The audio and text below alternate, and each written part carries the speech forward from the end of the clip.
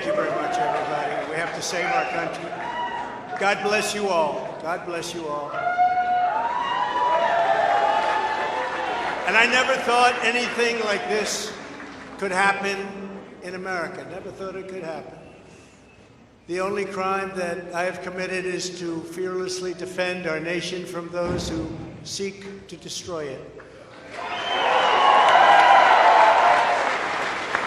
From the beginning, the Democrats spied on my campaign. Remember that? They attacked me with an onslaught of fraudulent investigations. Russia, Russia, Russia. Ukraine, Ukraine, Ukraine. Impeachment hoax number 1. Impeachment hoax number 2. The illegal and unconstitutional raid on Mar-a-Lago, right here. They're lying to the FISA courts, the FBI and DOJ relentlessly pursuing Republicans, the unconstitutional changes to election laws by not getting approvals from state legislators, the millions of votes illegally stuffed into ballot boxes and all caught on government cameras. And just recently, the FBI and DOJ in collusion with Twitter and Facebook in order not to say anything bad about the Hunter Biden laptop from hell, which exposes the Biden family as criminals and which, according to the pollsters, would have made a 17-point difference in the election result. And we needed a lot less than that, like about 16.9. It would have been in our favor, not my favor, our favor, because our country is going to hell. And we remember the 51 intelligence agents who said Hunter Biden's laptop was Russian disinformation. It didn't exist. It was Russian disinformation. Remember that? And that was all confirmed strongly by the FBI when they all knew that it wasn't Russian disinformation. And so much more. Our elections were like those of a third world country. And now this massive election interference at a scale never seen before in our country, beginning with the radical left, George Soros-backed prosecutor Alvin Bragg of New York,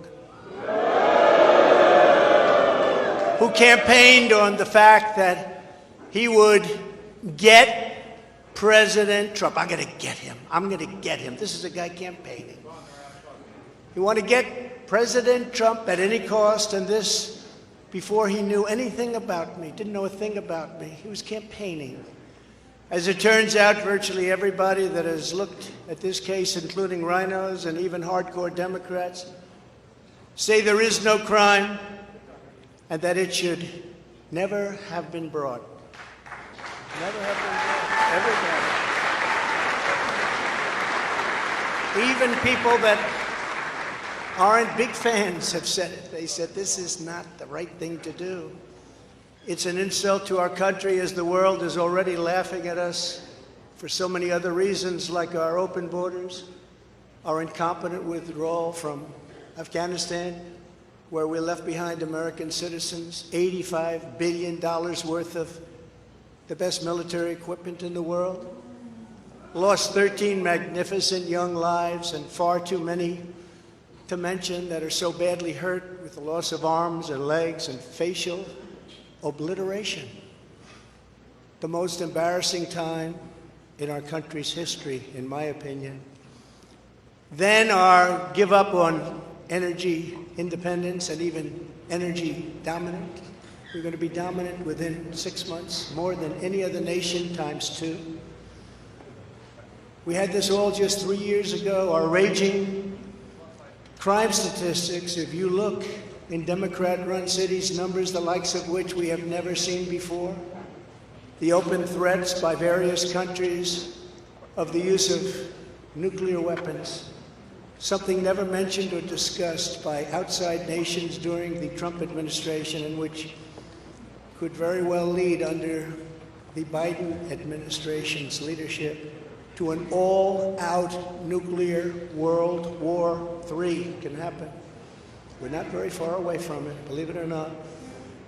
an economy that has been crippled by the biggest inflation we have seen in more than 60 years, and a military that I used to defeat ISIS in 4 weeks. They said it would take 4 years, 4 weeks, to kill al-Baghdadi and Soleimani, that has now gone woke at the top levels by trying to indoctrinate everyone down to the lowest ranking patriot.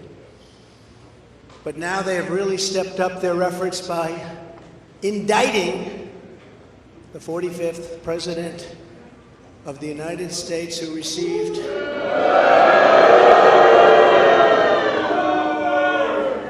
75 million votes, which is more than any sitting president in the history of our country.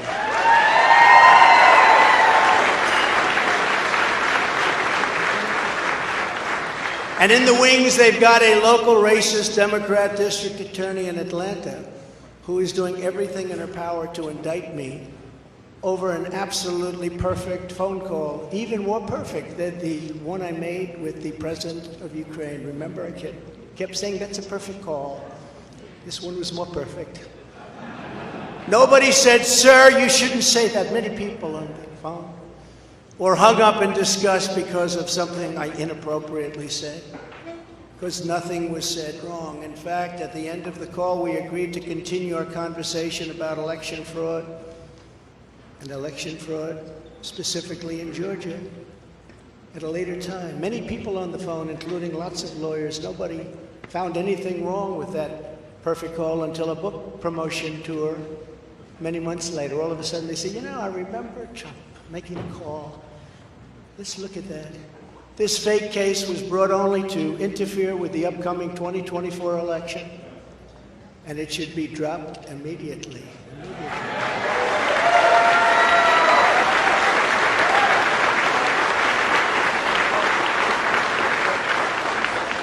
Then you have a radical left lunatic known as a bomb thrower who is harassing hundreds of my people day after day over the Boxes hoax. You know, the Boxes hoax, as we call it. Just so everyone knows, I come under what's known as the Presidential Records Act, which was designed and approved by Congress long ago just for this reason. Under the Act, I'm supposed to negotiate with NARA, the National Archives and Records Administration, which as of this date is a radical left troublemaking organization that red flags the Constitution of the United States and the Bill of Rights as dangerous and triggering. Can you imagine? This is what we have to deal with. But there is no criminality under the Presidential Records Act. That is not what it's all about. We were negotiating in very good faith, proper way, in order to return some or all of the documents that I openly and in very plain sight brought with me to Mar-a-Lago from our beautiful White House, just as virtually every other president has done in the past. When FBI and DOJ officials with NARA were here, I told my lawyer to show them the very secure storage room in which they were locked. The FBI's sole request in writing was, could you please put another lock on the door? We immediately complied. It's a lot different than the Biden situation, isn't it? The next thing I know, we were raided by many gun-toting FBI agents who took whatever they wanted, including my passports and medical records. Everybody was in shock. Nobody had ever heard of such a raid before. Can't even believe it. Who would think that that could happen today? I immediately thought of the Fourth Amendment that protects against unreasonable search and seizure.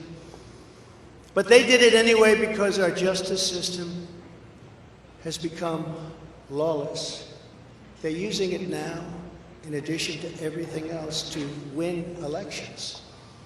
Apparently, they're not looking at me through the view of the Non-Criminal Presidential Records Act. They came up with a new one. This is a new one. And they're looking at me through the Espionage Act. Think of that. How does that sound? Of 1917, where the penalty is death. even though that has absolutely nothing to do with openly taking boxes of documents and mostly clothing and other things to my home, which President Obama has done, the Bushes have done, Jimmy Carter's done, Ronald Reagan has done. Everybody's done. In fact, Hillary Clinton got rid of 33,000 emails, and that was okay. But nobody's done it like Joe Biden. This lunatic special prosecutor named Jack Smith, I wonder what it was prior to a change, who others of his ilk say he's even worse than they are, is only looking at Trump, yet Joe Biden took massive amounts more documents, even removed many boxes to Chinatown. You believe that? Just got $10 million from China. Where did that come from? I guess they were banking on Hunter's expertise, and had others stored in unsecured offices in Pennsylvania and strewn all over his garage floor, where his now very famous Corvette is also stored. All over the floor, including classified documents. But that's okay. Perhaps most importantly, he has 1,850 boxes in Delaware, which he is refusing to give up. But isn't that real obstruction? That's obstruction. As president, I have the right to declassify documents, and the process is automatic. If I take them with me, it's automatic. Declassified. Biden was vice president. He had absolutely no right to declassify as vice president. He doesn't come under the non-criminal Presidential Records Act. He comes under the very criminal Federal Records Act, unfortunately for him, but it's not going to matter because they don't follow the law, which has very severe penalties. He had classified documents that he took while he was a senator, which is absolutely inexcusable. And other senators, including Democrats, are outraged. But he's not being harassed and hounded like the people who work for me are. In fact, they seem to have forgotten about his documents entirely. So many, thousands and thousands. It's okay with him.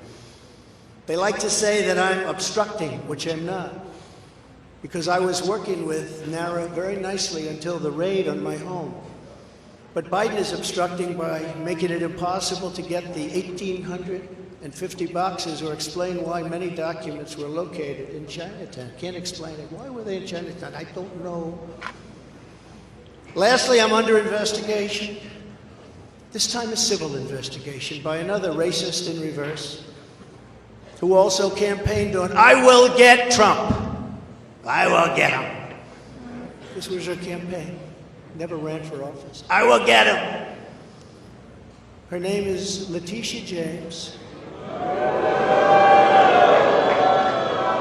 And she proclaimed while campaigning, quote, "I look forward to going into the office of the Attorney General every single day, suing him, and then going home." Just before she knew me. She announced, "What is fueling my soul right now is Trump." And that she had her eyes on Trump Tower. Those eyes are focused on Trump Tower. Didn't know the young lady. She even assured her supporters in an election promise that we're going to definitely sue him. We're going to be a real pain in the ass. He's going to know my name personally.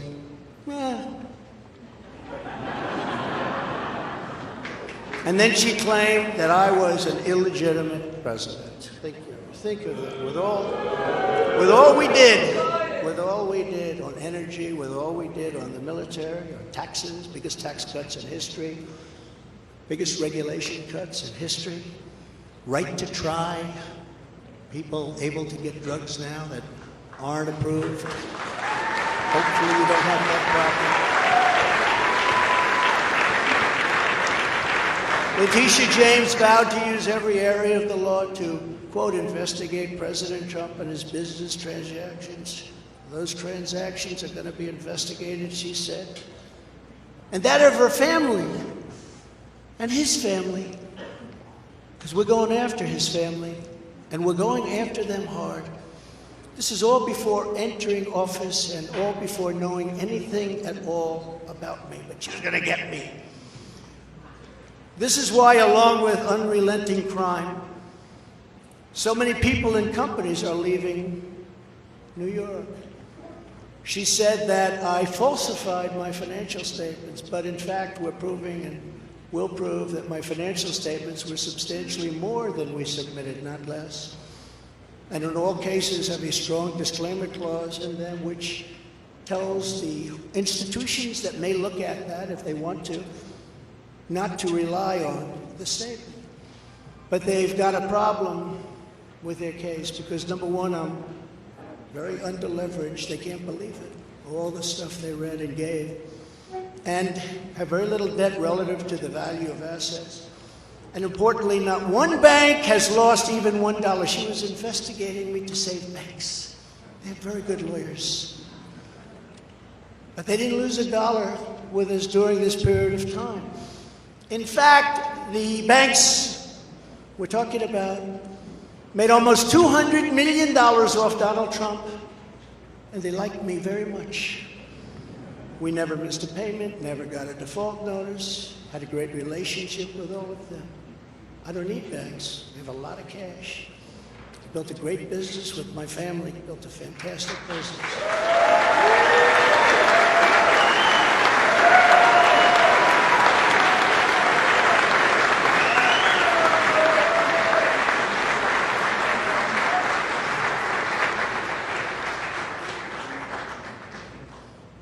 I have a son here who's done a great job, and I have another son here who's done a great job.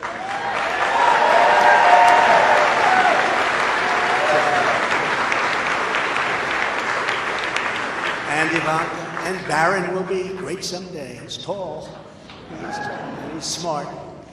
But I have a great family, and they've done a fantastic job, and we appreciate it very much. They've done well.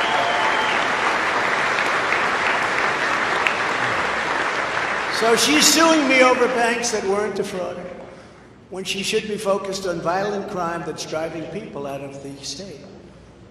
This is a persecution, not an investigation. She's put our family through hell. It's cost hundreds of millions of dollars to defend, but our heads are held very, very high. They want to settle the case, but I want no part of that. So here we are now. It's where we were today, in a city that was so great just 4 or 5 years ago.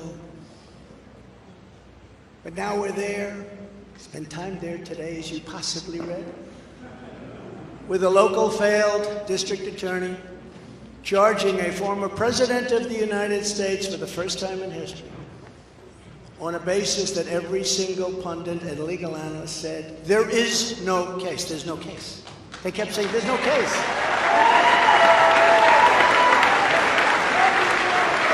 Virtually everyone. But it's far worse than that, because he knew there was no case. That's why last week he delayed for a month and then immediately took that back and threw this ridiculous indictment together. Came out today, everybody said, this is not really an indictment, there's nothing here. My lawyers came to me and they said, there's nothing here, they're not even saying what you did. The criminal is the district attorney because he illegally leaked massive amounts of grand jury information, for which he should be prosecuted, or at a minimum, he should resign. And Alvin Bragg's wife confirmed a report that claimed her husband has Trump nailed on felonies. She has since locked down her Twitter account. His chief prosecutor, who represented the Democrats and crooked Hillary Clinton in a firm run by Chuck Schumer's brother, Robert, he quit the firm in order to go to work in the DA office in order to get Trump. Can you imagine that? Hillary Clinton's lawyer, Democrat firm. Ultimately, he quit as chief prosecutor because Bragg didn't think he had a case. Think of that same guy that brought this ridiculous thing today. Yet during his investigation, this prosecutor named Mark Pomerantz wrote and published a book saying all sorts of privileged things, and has been very strongly reprimanded. He was reprimanded so strongly. I've never seen anything like it. That's probably the end of it. But what he did was probably very illegal. But he was very, very strongly reprimanded. Even District Attorney Bragg was furious with him. They were having a tremendous fight in the office because of it. But hope is never lost, because various prosecutors in the DA's office also quit because they thought President Trump was being treated very unfairly. How about that? Isn't that great? Oh, I love them. I'd like to meet them. I'd like to meet them. The DA's office even had a web page. Meet the team of executives who have done this to President Trump. That was the title. Isn't that nice? They immediately had to take it down.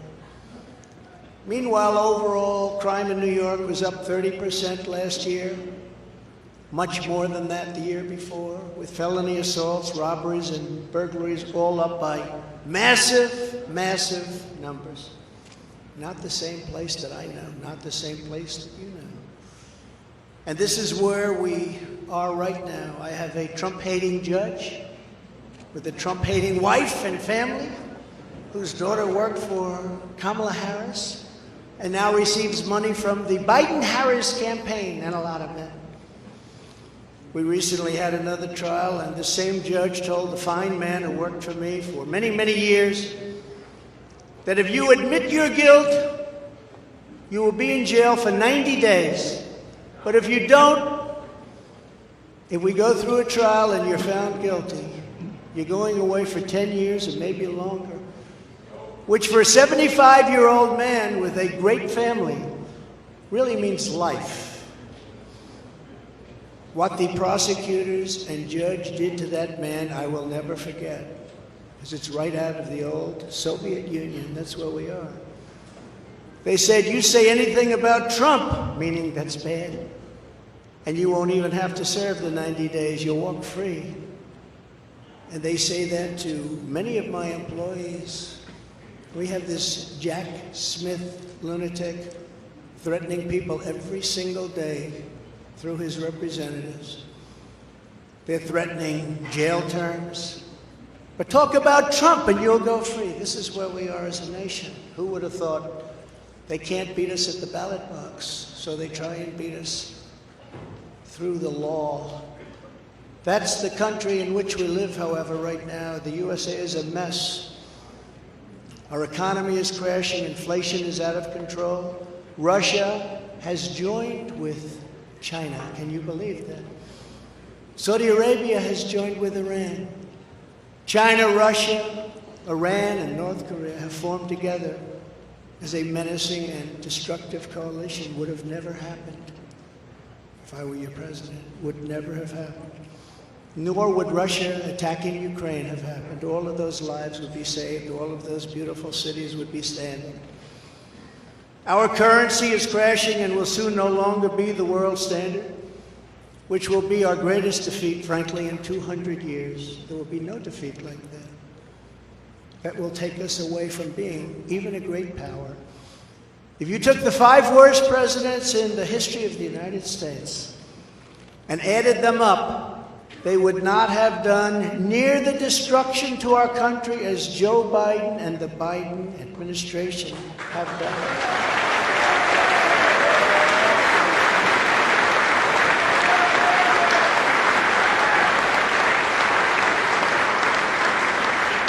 Incredibly, we are now a failing nation. We are a nation in decline. And now these radical left lunatics want to interfere with our elections by using law enforcement. We can't let that happen.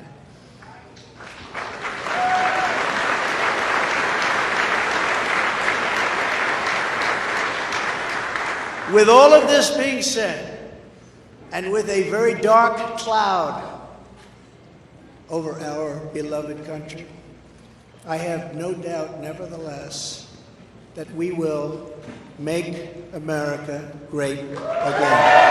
Thank you. God bless you. and God bless America. Thank you very much, everybody.